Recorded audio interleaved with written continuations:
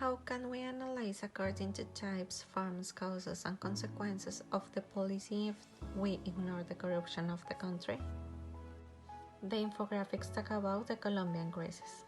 The Colombian crisis is the challenge of distinguishing whether we are facing systemic or individual corruption, taking into account that however small the corruption is, it will always be great, damaging people's morals and justice.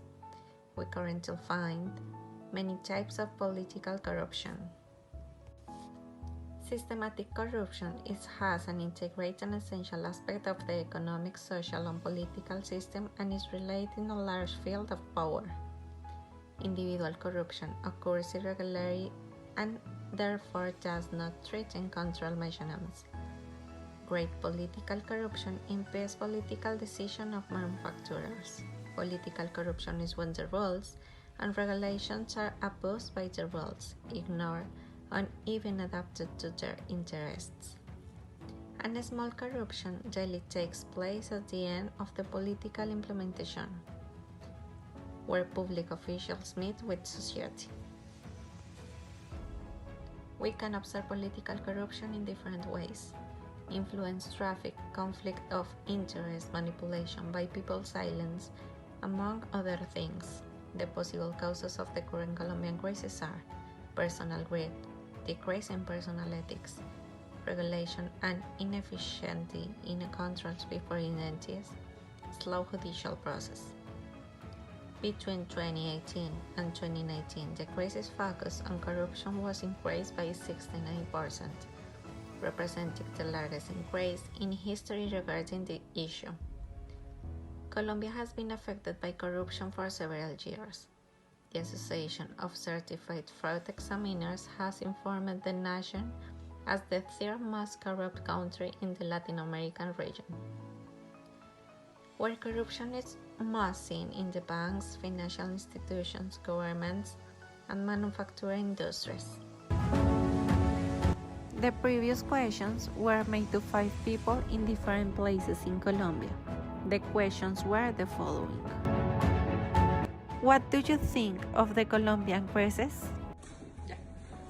In this moment, I am worried about the migration of Venezuelans to our country because this is affecting our economy and also our security.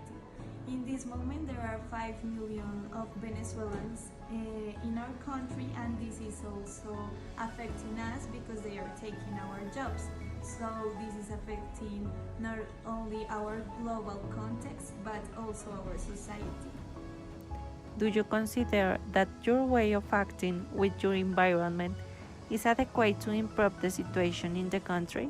So I do consider that I, in my daily life, do small things to help change things that I don't like in my country, but I should also try and do bigger things like protests or something like that to help my country. I believe that I contribute to Colombian society by contributing the economical cycle, generating jobs, helping poor people, paying taxes, making a good citizen. All this is for create a better country. Do you think that peasants live peace in a different way from the people who live in the Colombian capital?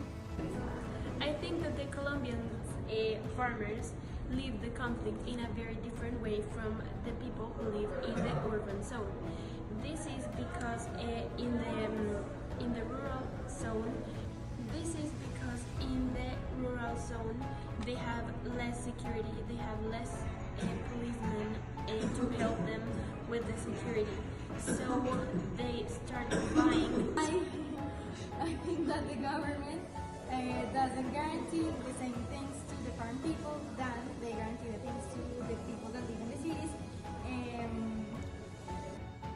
None of the people surveyed say that they feel they were acting well with their environment because they don't generate more violence, but they don't know how they can contribute positive things so that improve the Colombian crisis in terms of violence and economic displaced people, because they are those who live directly in the current war that are live in more vulnerable areas such as La Guajira.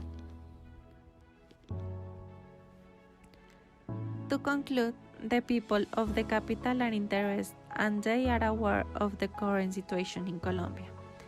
However, we look for alternatives that could provide to solve a bit the way of how people in the countryside are living. This can be related to the individualist thinking that the vast majority of Colombians have.